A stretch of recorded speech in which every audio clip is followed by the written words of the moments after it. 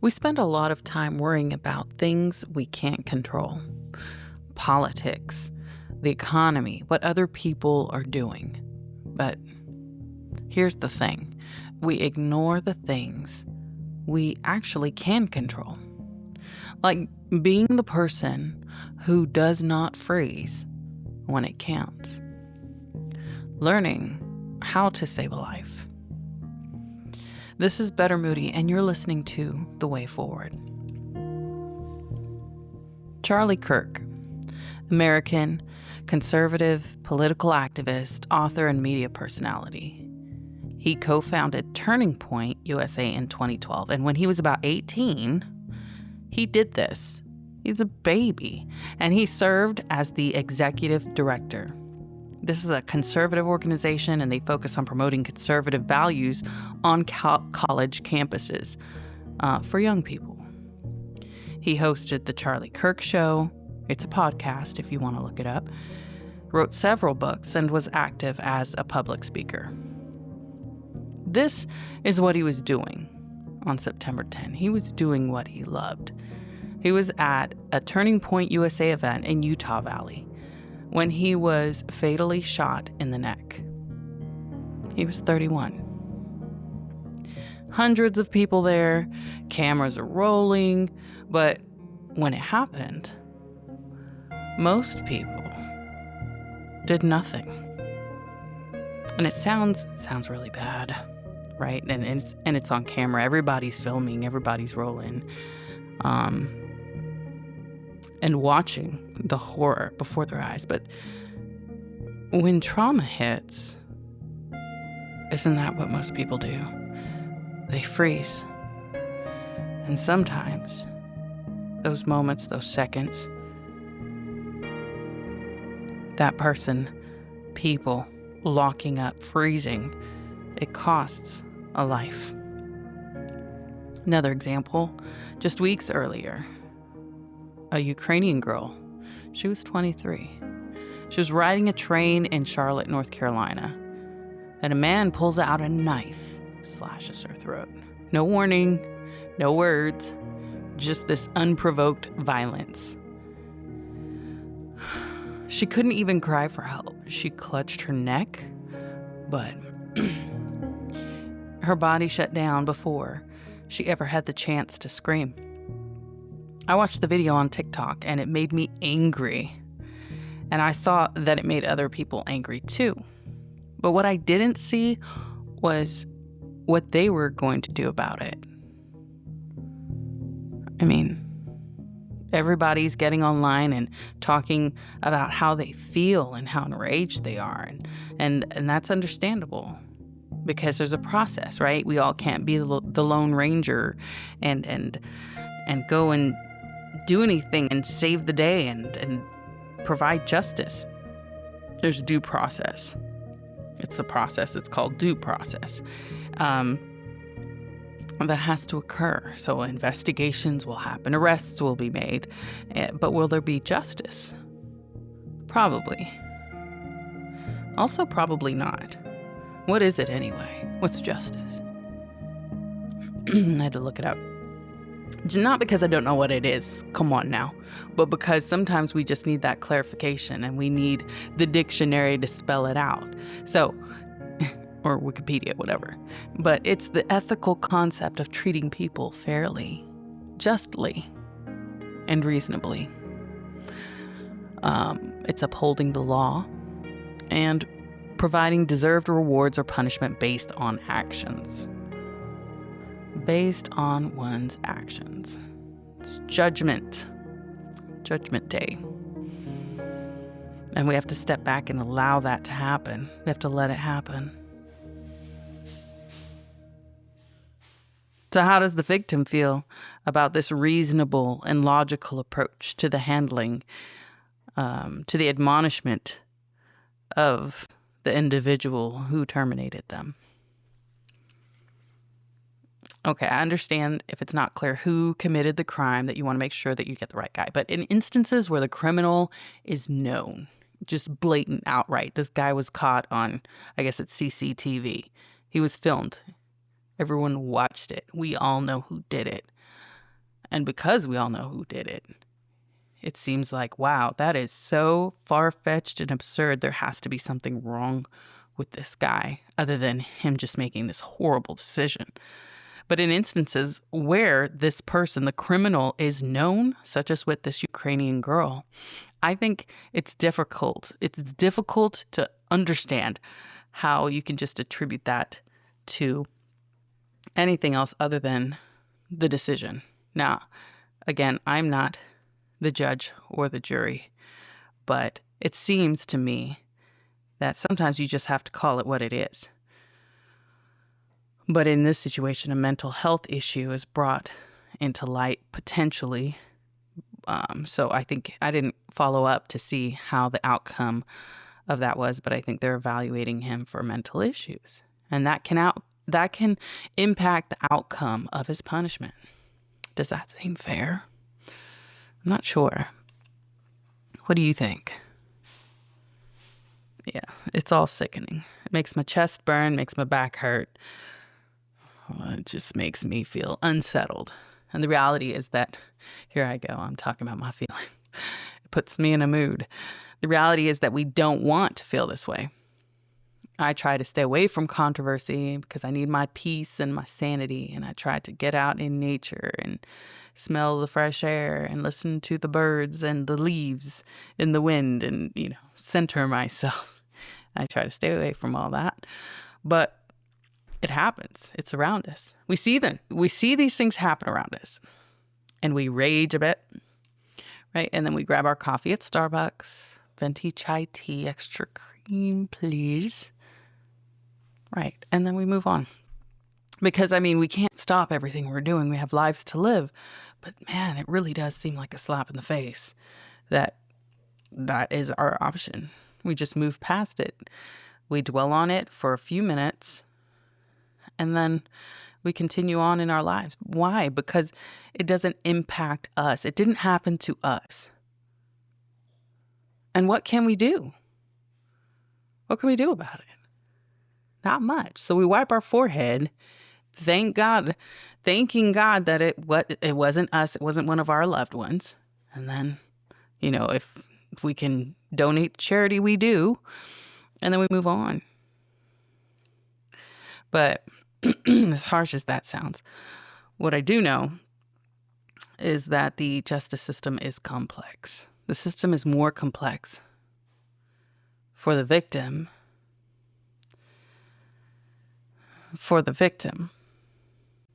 Because justice, it really doesn't exist for them, does it? If only God could just reach down on earth, if that's what you believe in, God. Just reach down and do a quick swap and pull someone else up. Oh, you thought about doing this deed. Nope. We're going to do a quick switch and thwart your plans. If only there was someone else who could, monitor a higher power. Yeah, no one wants to be in this situation. But we're all influenced by it. There's this ominous cloud that hangs over all our heads, and we're influenced. Because now I bet you're thinking twice about going to that public gathering downtown, depending on where you are in any large metropolitan area or even on a college campus. Open public spaces, public transportation. Well, hell, do you even want to step outside the house for fear of someone might, who is mentally unstable might inadvertently snatch your life away for no reason? A stray bullet that wasn't even intended for you, It's what it seems like. Not that it's fair if it was intended, but I'm just saying, random chance, happenstance. So when is the next time are you going to go? You're going to go out and party hard, go out in public and show your face. It's a ripple effect, right? I don't know, you probably went out the next day and didn't think anything about it. And that goes to my other point. We're just moving on. It seems like, well, we can't do anything about it. Oh, well. I have this sticker above my sink, and I think my sister Holly put it there. I'm not certain. I'm going to have to dust it for fingerprints, but I left it there because I thought it was the cutest thing. It's a whale, and it's just a cursive O whale written above it. And every time I look at that, oddly, it makes me feel so much better. I don't know what's happening at work. I don't know what stress my kids are giving me, but I go to wash my hands in the sink and I see that oh whale, and it makes a difference. Little things, especially when you can't do anything about it. I think there's a serenity prayer that addresses this as well. What do you do for some of us who just bury it in our souls and get overly anxious? Well, you don't want to hang on to it. You're going to have a heart attack for no reason. So, someone's going to take you out or you're going to take yourself out, and neither one of those options work. So we don't want to be in either of those situations, but we pray we don't have to be. But if you are, not giving yourself a heart attack, but if you find yourself in a life or death situation where perhaps, it seems avoidable, or at least that you could potentially protect yourself, what would you think? What would you be thinking? You can't control everything, but also, I don't know, you don't want to live scared. So you can arm yourself, right? You can arm yourself with knowledge. My first thought when I saw the video, both videos, I think it was on TikTok too, was this is utter bullshit. And then my second thought was save yourself. I'm looking at this happen. Of course it's in slow motion, and I got the raw footage, I think, before it was edited. Because why? My daughter stays on top of the news as it's breaking on TikTok. If you go to those sources first, you will see the gruesome, all the details. And so that's what I got an eyeful of. And it really unsettled me and kind of just, threw off my day. I was having a bad day, right? But not really. Not as bad as these people. So no complaints. But, I thought, just the anger and the inability to do anything. I'm just watching this video as if I'm there, and I'm thinking to myself, save yourself. And why can't they? Isn't there a way? Isn't there something that you could do? Iryna Zarutska, the 23-year-old that was it was the Blue Line light rail in Charlotte, North Carolina. And it was around 9:50 p.m. that she was attacked. She was this... Okay, let me tell you about the Blue Line. So you may be thinking, well, it was a dangerous route. But this was an average and a common method of commute. And it was designed as a city commuter rail. Normal riders ride it daily. So students from UNC Charlotte, people going to events, concerts, local residents, tourists, everybody and anybody was riding or rides the Blue Line light rail. So it's generally considered a safe way to travel. But like most urban transit systems, safety does vary depending on the time of day and the station location, and then just plain old situational awareness.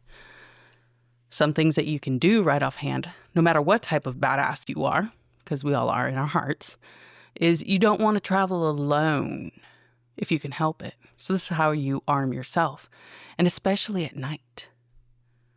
Even the military adheres to this concept in training and then in the field. I know because, I'm there. I'm going to the bathroom, out in the field. We're sleeping in tents. We're training out somewhere in who knows where, California. And it's like the desert. But yet I'm going to take somebody off into the woods with me so that I can use the bathroom. Take someone with you. Keep someone close, especially, if that's your only option. Someone who can watch your back. Oh, yeah, and especially at night. So, You need someone to watch your back, not just if you're in the military. And worst case scenario, there's something to laugh about, somebody to laugh with. Get off of social media. This is like the worst thing. Now, same thing in the military. If we're exercising, doing something where we may not be completely alert, you don't keep your headphones or your earbuds on. You want to at least leave one off so that you can listen and you can hear your surroundings. I mean, who wants to be that guy that's distracted and the building's burning and you're in the bathroom on your phone? I mean, totally preventable. Totally preventable. You just pay attention. So if you're sitting in a public space, position yourself so that no one can get behind you. And sit so you can see the entrance and exits. These are just things that can arm you potentially. Because in my soul, I'm like, gosh, she was such a frail little... Just, why wasn't there anyone with her? I mean, she was a refugee too. So the irony sits in that she was trying to escape a bad situation and ended up in America, the land of the free, for protection. And she ended up in that absurd, random act of violence, losing her life. So, you know, these are just things that I'm telling you out of the anger in my heart so that you can prevent an avoidable sort of situation. Not to say this was in her case, but you see it and then you want to take action. You don't just want to feel a feeling and move on. You want to do something in your life to improve your situation so that perhaps if you find yourself in a dangerous position, you can defend yourself. So I'm hearing noises, and the subject matter that I'm talking about does not help with my nerves. I'm like looking at the bat in the corner just in case. Did I lock the back door? I'm sitting here telling you tips and tricks of what you should do. And here, I think the dogs are just acting out. Okay, we're good. I'm going to keep moving forward on the way forward. But what was I saying? Yeah, you're in a public space. Oh my God, I think my daughter just went in the kitchen. She scared me. Hey, Claire, are you in the kitchen? Okay, yeah, I know. I thought you were asleep, so you just threw me off. Okay. So I don't have one ear off, but I can still hear my surroundings. All good, just family eating in the middle of the night for who knows, whatever reason. But back to this. Let me give you some more actionable tips. You want to see the entrance and you want to see the exit, so you're aware of your next steps in case there is an emergency and you have to leave the area abruptly, quickly. My child's father said that he would scan a room. And this is additional. He'd scan a room and look for at least 10 things that he could use to hurt someone with. I think that's extra. Maybe. It's extra until you need to defend yourself, right? But these are some precautionary steps. Oh yeah, he's special forces in his head. But let me tell you, the guy is a survivor. So, you know, no shade his way. That man has lived through some crazy situations, and I would love to get him on the show so that he could share some of his stories. It would actually be amazing. But that's what we would all like to believe, is that we would know what we would do. You know, that if the worst thing happened, we could prevent it. No, you can take precautionary steps, but it's not 100% guaranteed that you're going to outrun the bad guy, you know, and shield yourself until help can come. But you can do a damn good job trying, and it might make the difference, the few seconds. It might make the difference of a few seconds and the difference that you need to thwart somebody until help can come. And every second matters. In that situation, when she got her throat slashed, if that worst thing happened, we think that we'd be the one yelling for help. And we'd hold our throat and attempt to buy ourselves precious minutes. But the truth is, the body doesn't always let you play hero. It doesn't. Imagine that you're sitting in the subway. You got your back exposed, and then you get stabbed. I don't know if you guys do this whenever you watch a situation, but I definitely put myself in their shoes, and it's probably a horrific thing to do. But Hollywood, watching all the movies that we do in TV and Netflix and Cinemax, I don't really watch that, Paramount, whatever, Amazon Prime, they would have you believe that you have the time to pull out your compact, right? Because you're a glossy female, and you look to your rear and you see that someone's behind you on your six, raising their arm up, getting ready to do something crazy. But, oh no, he didn't. Before he swings, you swing on him, right? Or you get caught and you clutch your throat and you stumble down the aisle and whisper, "Help me," before you collapse. And you have time to do all this in a movie, but in real life, no. It's nothing like that. It's not even close. If your carotid artery is cut or damaged, your blood pressure plummets in seconds, and your brain shuts down in less than a minute. In the moment, I'm sure it seems like a really long time, but it's such a short time. You don't get a dramatic speech. You don't get that time. You get shock, confusion. Maybe you have time to put a hand to your throat. And your airway, that's what I was thinking. I was like, yell for help, say something. But it's probably filling with blood. So you can't even scream. You can't call for help.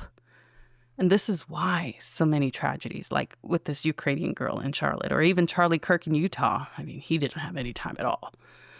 But it seems as if nobody's doing anything. And it's not that the victim didn't fight or isn't fighting or trying. I mean, they're just as shocked as anyone looking on. It's that the human body doesn't give you the option to do anything much to save yourself, especially when it's such a vital artery or vein.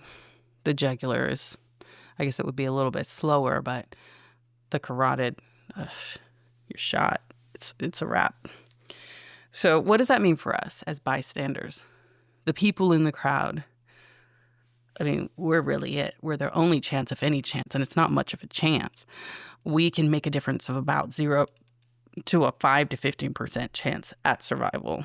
And that's just what I looked up because I'm not a medical person. So, because I was curious, like, if we did do something in that situation, we saw somebody, we acted immediately, how much of a chance would they have to survive? Just like 5 to 15%. What is that? What is that? I mean,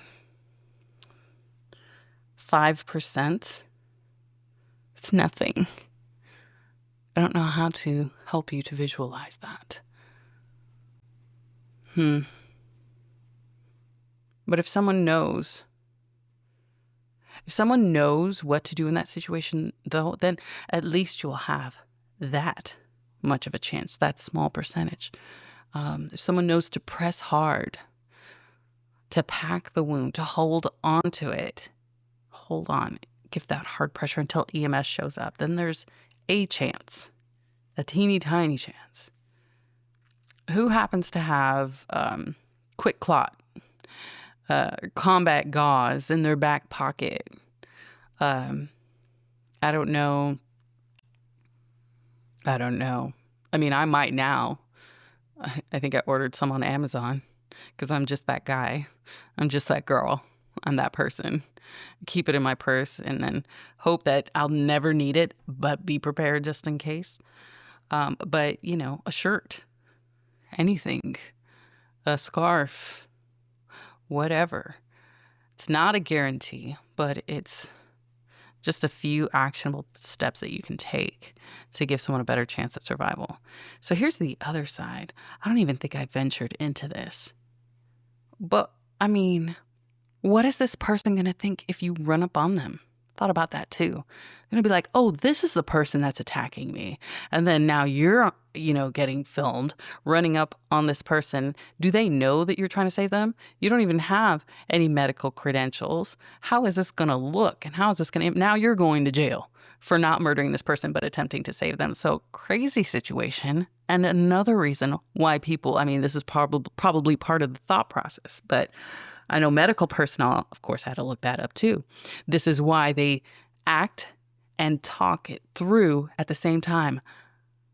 I'm a medical professional and I'm going to provide you life-saving activities. I'm going to put pressure on your neck, but they don't have time to explain. I was like, man, by the time you get through, explain the seconds that you have to act. By the time you explain what you need to do to this person, they're going to pass out. It's going to be over. So that's why they talk as they act. And so that's what medical professionals do. I honestly don't know what we do. Do you risk it? Who knows?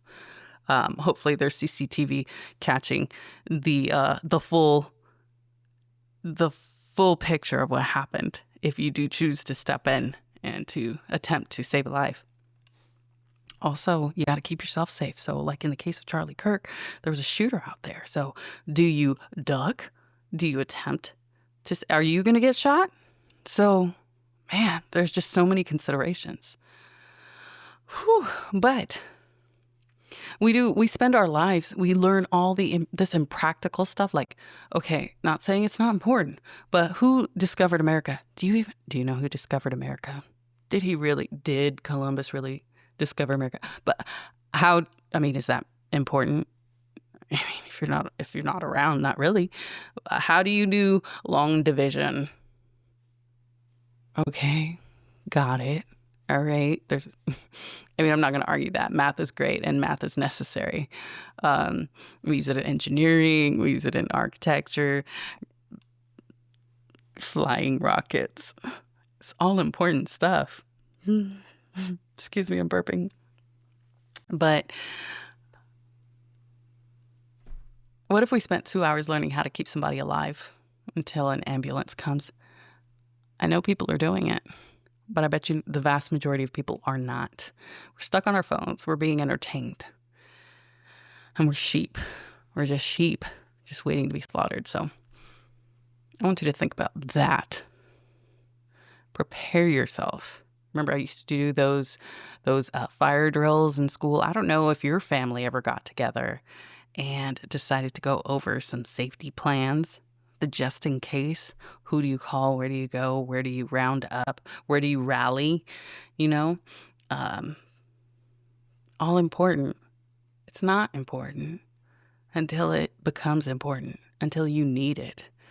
So I caution you to at least look into and go over some steps that you can do.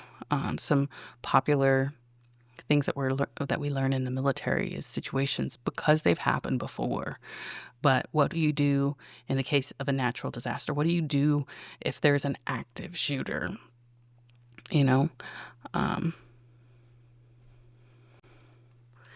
What do you do? What do you do if there is an active shooter? Do you know? So, here we go. You run, you hide, and then as a last resort, you fight. I'm not going to walk it through, but I'm just saying it would behoove all of us to just review those simple things so that you're not caught unprepared. If you stay ready, you don't have to get ready, right? So I'm not saying you don't need to be Rainbow. You don't need to be amazing and renegade like John Wick. Nobody's asking you to crawl through the mud with a knife in your teeth, right? Take out all the bad guys in a nightclub. But what you can do is take action, and all it takes is knowing how to put your hand on a wound and hold pressure. That's simple. But you have to step outside of yourself in that moment to actually do that. And that's it. That's the winning move. That is the move that can make a difference between someone being around and helping you, so that in that moment you don't freeze and you take action. So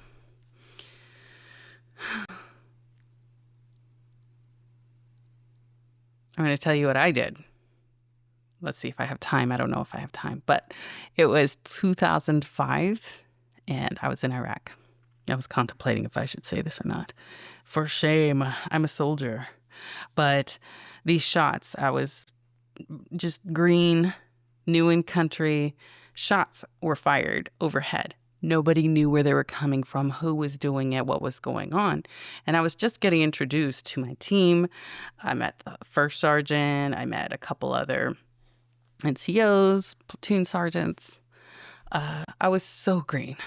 And this was the first of many instances that were like this for me while I was downrange. But I had just arrived in theater.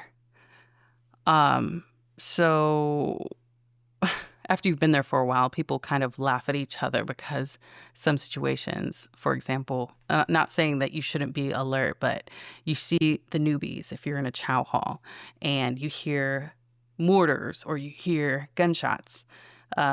A lot of people who are just newly arriving, they will duck and get under the tables. And it's not funny, but sometimes, when life is rough, all you have is laughter. But then, the guys who have been around, they're still eating. It's just kind of the irony there. They know when you can never always know. But you kind of know, you just get used to it is really what happens. But in this situation, I just arrived in theater and shots were fired overhead. Everyone dropped to the ground. But me, I guess I was watching a movie, a real life movie. And there was a first sergeant, I had told you, he was a really cool dude. And I heard him in the background. It registered that in my head that he was yelling and I could finally hear it. And he said, took me a minute. He said, "Get your ass down."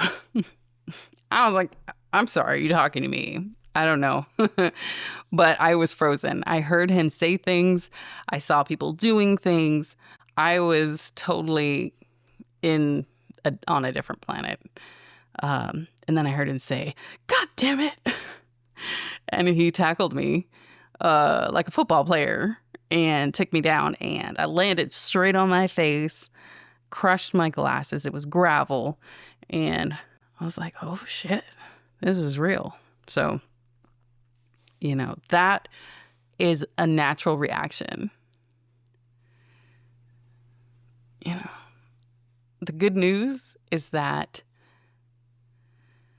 if you know what to do, if you run the drills, if you at least have a cursory idea of what to do, I actually trained for this, but it took me going through it a couple times to get out of that frozen mode.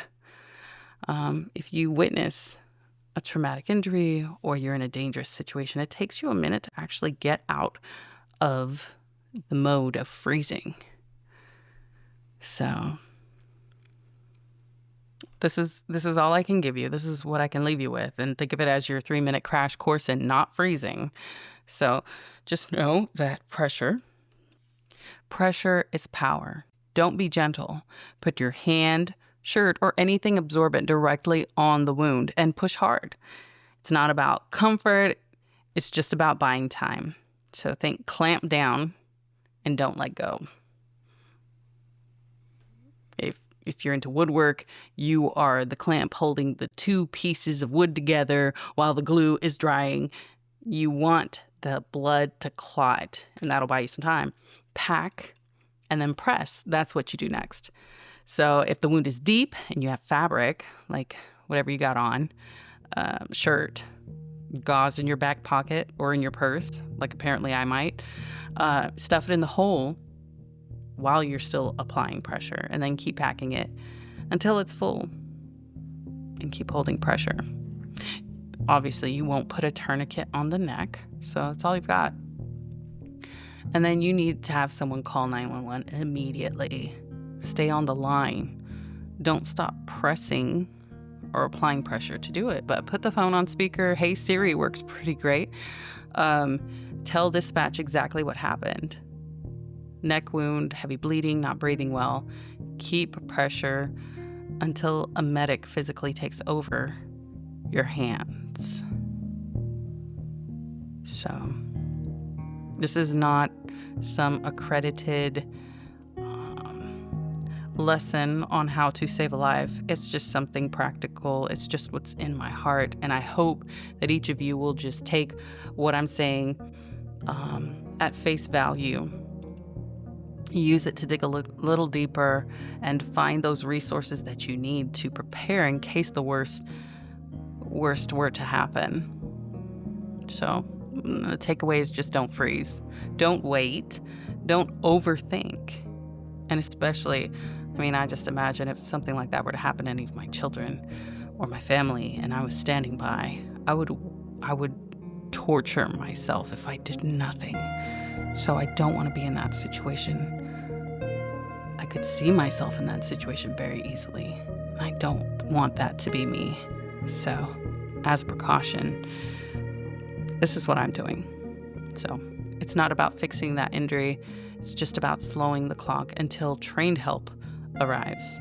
I've had combat lifesaver training, and that's not enough. But actually, and also it was a long time ago. But, so I would not rely solely on any medical knowledge that I have to offer. It's still useful, still valuable, but I've noticed that as time goes on, these things update very quickly and rapidly as fast as technology. We keep learning new and better ways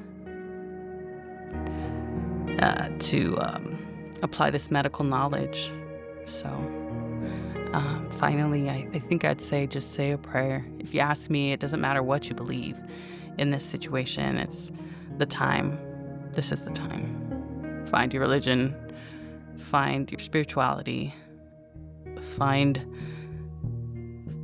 something to latch onto and will the environment to work in your favor once you've done everything that you can. So that's what I mean when I say pray. I do believe that there is power when a group of people gather, and I think there's power in prayer, but more importantly, when many are gathered and they're of one accord, I do believe that there is power in that. Something amazing that I don't think has been fully discovered, to be honest. But there's something powerful in that, in a crowd, and the energy that is displaced. And you put your willpower and your thoughts and your energy into a positive action or positive thought. So I'll leave it there. Those are my thoughts, and my prayers are for those who have loved and lost, who lost their loved ones to senseless violence of late. My thoughts and prayers are with the families of Charlie Kirk and Iryna. To those of you who are listening, I just want to say, stay alert, stay blessed. This is the way forward, and you are listening to your host, Better Moody. And on that note, I am out.